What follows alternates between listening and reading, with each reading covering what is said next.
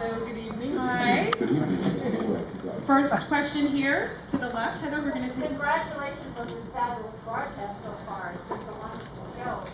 Could you talk a little bit about your relationship now and bringing the initiative and the education to help you expand education? Well, as you know, arts education in the United States has been decimated, and the wing has been committed to this kind of training and arts education since the beginning. As Angela Lansbury and James Earl Jones, we were smart enough to award them theater scholarships. That worked out pretty well. So in these times, and Andrew has been a massive supporter of arts education in the UK, and wanted, because of School Rock has such an arts education focus, wanted to join forces to bring that to the US and really send a positive message about the importance of arts education. And today, with what happened today, couldn't be a better day to get more arts education. I think what you said about arts cuts, I'm afraid holds good. I'm afraid all over the world at the moment, and particularly in the UK. And I was very concerned to hear that it's been as bad here. And it occurred to me, it's been occurring to me for a long time, that my foundation, which does a lot of work in schools in Britain, it would be great if we could find a way of being able to expand that to America. But of course, as you know, with charities, most of the one thing you really have to find is good administrators. Of course, back home, I know we've got a very good team, and I know that the money that we raise and the money that I give to it is very, very well used. And I was very concerned to find the right partner here. And so, of course, it was sort of written in front of me. And so when we met, we decided to go ahead. And I just passionately hope that it's going to be the beginning, and that it would be marvellous if other people could come in. My career, funnily enough, the first performance I had of any of my shows in America was at a college. It was in Douglastown. It was, I think, called the College of the Immaculate Conception, Douglastown, New Jersey, and that was where Joseph and the Amazing Technicolor Dreamcoat was performed for the first time in 1970, and I remember being paid for by the school to come over and see it. And so I just suddenly thought School of Rock's all about kids learning music and the empowering force of music, and that's why I really wanted to write it, because it sort of took me back to my Joseph days. And I thought, it would be great to do something here. We need to get kids really into music. I just said something about the school in Britain where we started. It's what we call in Britain a SINC school, which is a school which is in special needs, where basically the teaching is considered to be now, in a point that the staff had to be reviewed and the school may be closed. And they got a new head teacher in there who decided to do an initiative through music.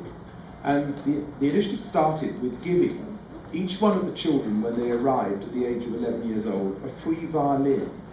And for the first week, the children learned nothing other than the violin. And the extraordinary thing was not to turn them into musicians. That's the very last thing, although in fact it's meant to turn them on to music of all sorts. But it's to teach the rudiments of math, to understand the rhythm of language and all this. And it was quite extraordinary. 4 years ago, this school that was literally going to be closed, and in a really, really rough part of London, got its first entry to Oxford University. And that was through the music, and we've been running that scheme out. So it's slightly different to what we're doing here, but I think it just shows what music can achieve if you make it available to young people.